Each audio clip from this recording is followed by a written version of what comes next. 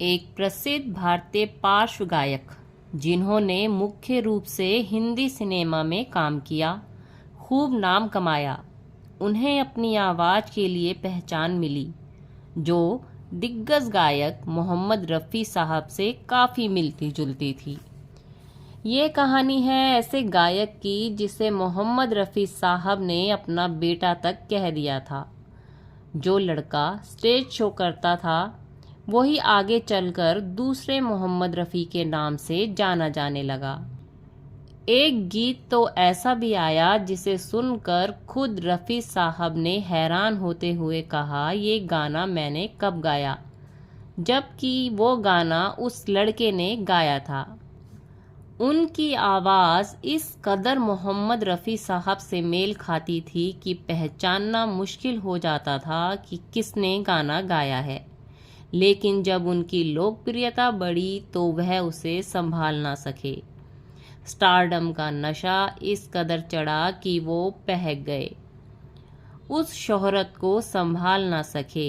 यही अहंकार उनकी बर्बादी का कारण बना और धीरे धीरे वो बॉलीवुड से गायब हो गए।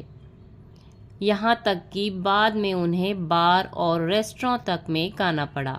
दिलचस्प बात तो ये है कि बॉलीवुड के मशहूर अभिनेता अरशद वारसी उनके सौतेले भाई हैं और उनकी बहन भी एक समय की मशहूर अभिनेत्री रह चुकी हैं। आखिर कौन है ये दूसरा मोहम्मद रफ़ी कहलाने वाला और अब कैसे गुमनामी की ज़िंदगी जीने पर मजबूर हो गए हैं? चलिए जानते हैं उनके बारे में। आज हम जिस शख्स की बात करने जा रहे हैं उनका नाम है अनवर हुसैन। अनवर का जन्म 1 फरवरी 1949 को मुंबई में एक फिल्मी परिवार में हुआ था। उनके पिता आशिक हुसैन एक सितार और हारमोनियम वादक थे। उनकी मां का नाम रंजना था जो हिंदी फिल्मों की एक अभिनेत्री रह चुकी थी। अनवर की बहन का नाम नफीसा था। बाद में अनवर की मां रंजना अपनी बेटी नफीसा को लेके अपने पति आशिक हुसैन से अलग हो गई। आशिक हुसैन ने 60 के दशक में दूसरी शादी कर ली, जिससे आगे चलकर बॉलीवुड के मशहूर अभिनेता अरशद वारसी का जन्म हुआ। वहीं रंजना ने भी वीएल सचदेव से दूसरी शादी कर ली। इसके बाद रंजना ने अपनी बेटी नफीसा का नाम बदलकर आशा सचदेव रख दिया। आशा सचदेव ने अपनी मां के सहयोग से फिल्मों में अच्छा नाम बनाया और एक सफल अभिनेत्री के रूप में उभरी। लेकिन अनवर के घर पर पहले से ही संगीत का माहौल था। बचपन से ही अनवर अपने पिता को हारमोनियम बजाते देखते थे, जिससे उनमें संगीत के प्रति रुचि जागी।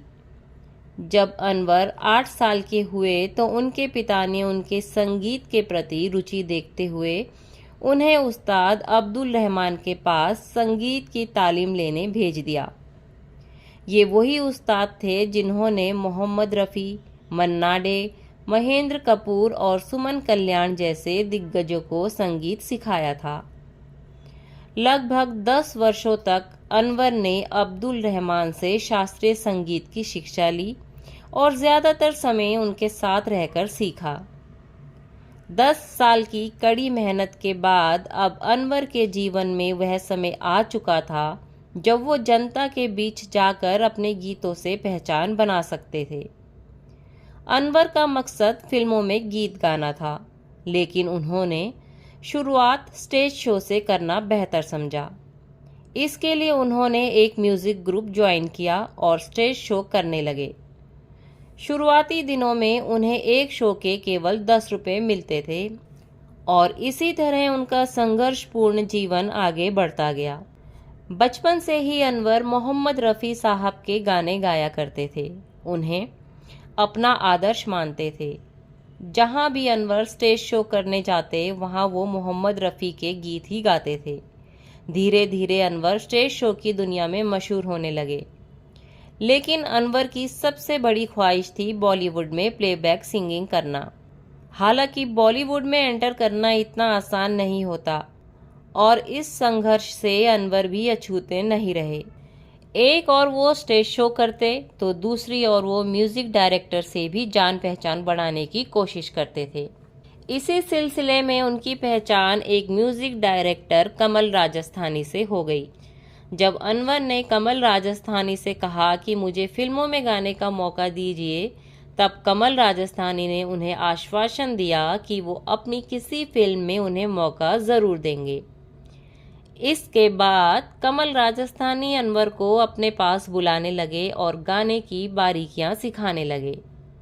माइक पर किस तरह गाना है, गाने में भाव कैसे डाले जाते हैं, जैसी छोटी छोटी बातें समझाते।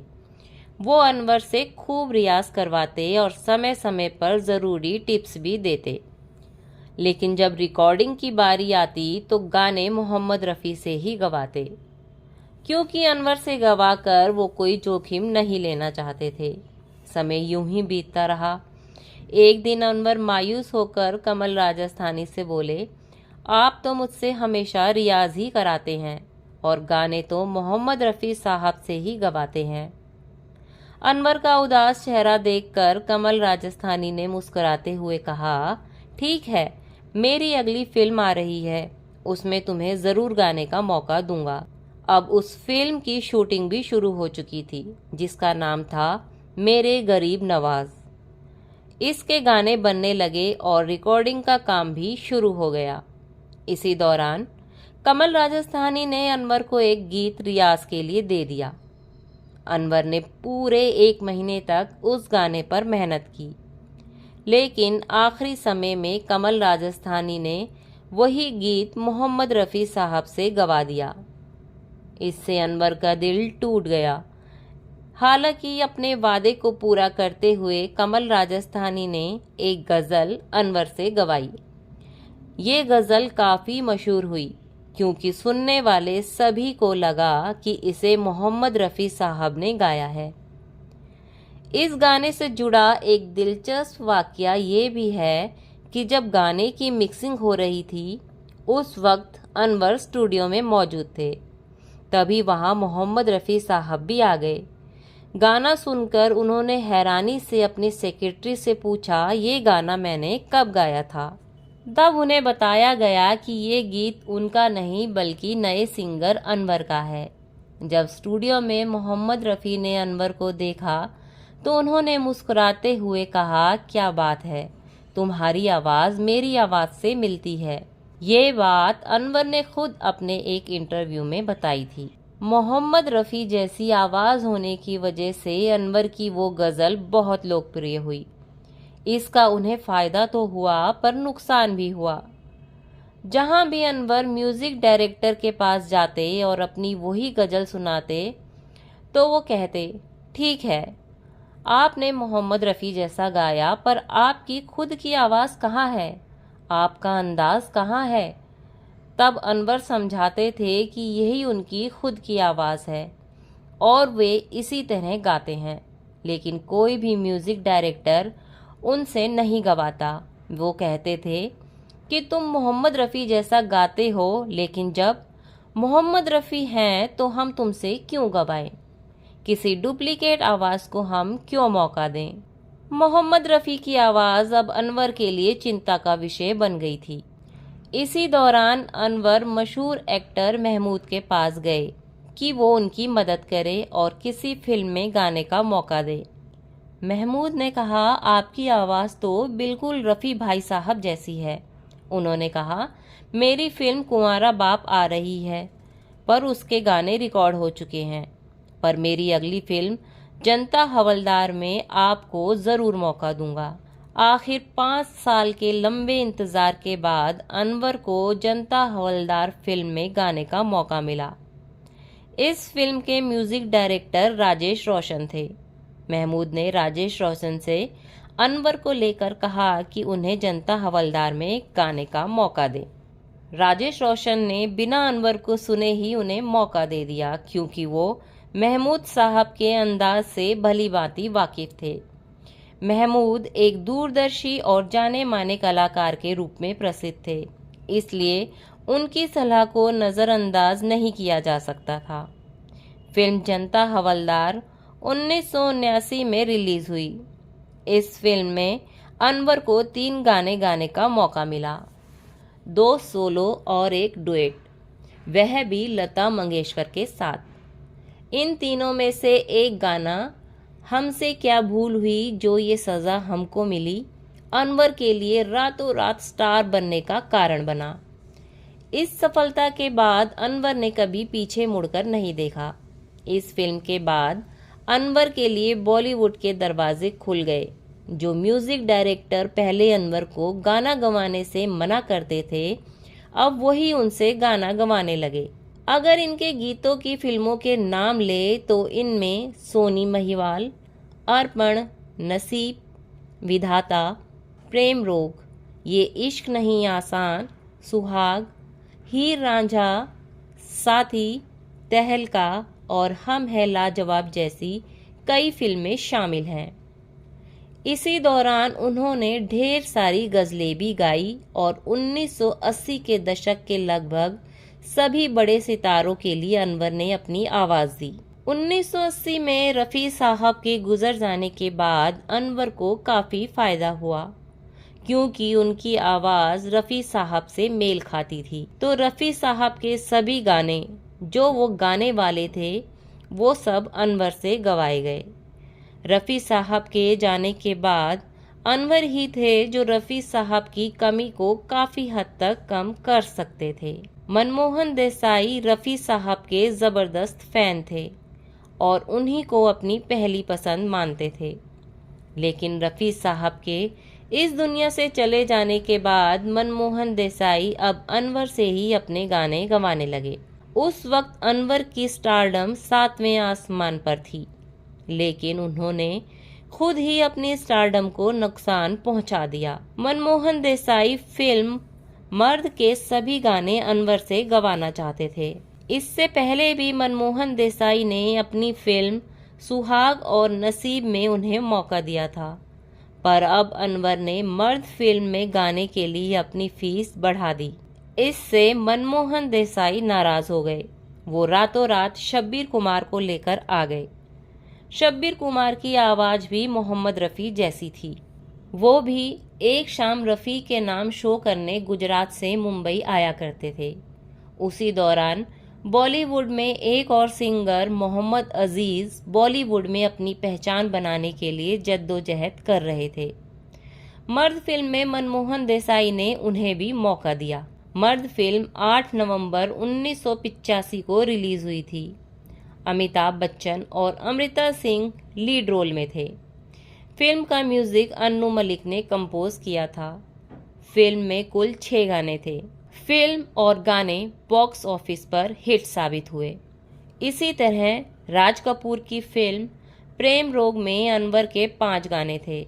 अनवर ने फिर वही गलती दोहराई और राज कपूर से ज्यादा फीस की मांग कर दी। जब ये बात ऋषि कपूर को मालूम चली तो उन्होंने कहा अनवर से गाने नहीं गवाए जाएंगे, बल्कि किसी और को मौका दिया जाएगा। फिर राज कपूर ने प्रेम रोग के गाने सुरेश वाडकर से गवाए। सिर्फ एक गाना अनवर का रखा गया। इस फिल्म के सभी 6 गाने सुपरहिट हुए। इस फिल्म के बाद राज कपूर ने कभी भी अपनी फिल्म में अनवर से गाने नहीं गवाए। यही कारण अनवर की बॉलीवुड में छवि खराब होने का कारण बने। ज्यादा फीस मांगने की वजह से और भी डायरेक्टर उनसे दूरी बनाने लगे। करते करते अनवर धीरे धीरे बॉलीवुड से गायब होते गए। देखा जाए तो सिर्फ मोटी फीस ही अनवर के पतन का कारण नहीं थी, बल्कि 1983 में शब्बीर कुमार और 1985 में मोहम्मद अजीज़ का बॉलीवुड में आगमन भी इसका एक बड़ा कारण था। इन दोनों की आवाज़ भी कुछ हद तक रफ़ी साहब से मिलती थी और फिर जैसे जैसे 1990 का दशक आया तब उसमें 2 धुरंधरों उदित नारायण और कुमार सानू की एंट्री हुई। इनके आने के बाद सिर्फ अनवर ही नहीं, शब्बीर, मोहम्मद अजीज़, सुरेश वाडकर सभी का मार्केट खत्म होने लगा। अनवर के पतन का एक कारण और था कि वो रिकॉर्डिंग पर कभी समय से नहीं पहुंचते। वो 2-2 महीने तक विदेशों में स्टेज शो करते थे। जब बॉलीवुड को उनकी ज़रूरत होती तो वो भारत या मुंबई में मौजूद नहीं रहते थे। इस कारण से भी अनवर को फिल्मों में काम मिलने की संभावना धीरे धीरे कम होती गई। इसके बाद अनवर अमेरिका चले गए और वहाँ म्यूज़िक स्कूल खोला, जहाँ वो बच्चों को म्यूज़िक सिखाने लगे। पर ये सफ़र उनका ज़्यादा लंबा ना चला। जब वो मुंबई वापस आए तो अपने घर पर 15 लाख रुपए का लोन लेकर अपना एक म्यूज़िक एल्बम रिलीज़ किया, जिसका नाम था तोहफ़ा। ये एल्बम बुरी तरह फ्लॉप हो गया। इसके बाद अनवर कर्ज में डूब गए और लोन चुका नहीं सके, जिसके कारण उनके घर पर कब्जा कर लिया गया और उन्हें मजबूरन मीरा रोड पर भाड़े के घर पर रहना पड़ा। उनकी आर्थिक स्थिति इतनी खराब हो गई कि उन्हें बार और रेस्टोरेंट में गाने के लिए मजबूर होना पड़ा। इसी से वो अपने बच्चों और परिवार का भरण पोषण करते थे। अनवर और रफ़ी साहब में ये फ़र्क था कि रफ़ी साहब ने कितने ही गाने बिना फीस के गाए थे। वो संगीत से प्यार करते थे, पैसों के बारे में ज़्यादा नहीं सोचते थे। कोई भी कलाकार केवल कला से बड़ा नहीं बनता, उसके लिए दूसरों से व्यवहार भी अच्छा होना चाहिए। अनवर साहब अब 77 साल के हो गए और अभी भी मुंबई में स्टेज शो करते हैं। तो ये थी अनवर हुसैन के बारे में हमारी जानकारी पसंद आए तो लाइक और कमेंट ज़रूर करें, और अनवर हुसैन से जुड़ी कोई जानकारी आपके पास हो तो कमेंट बॉक्स में ज़रूर बताएं।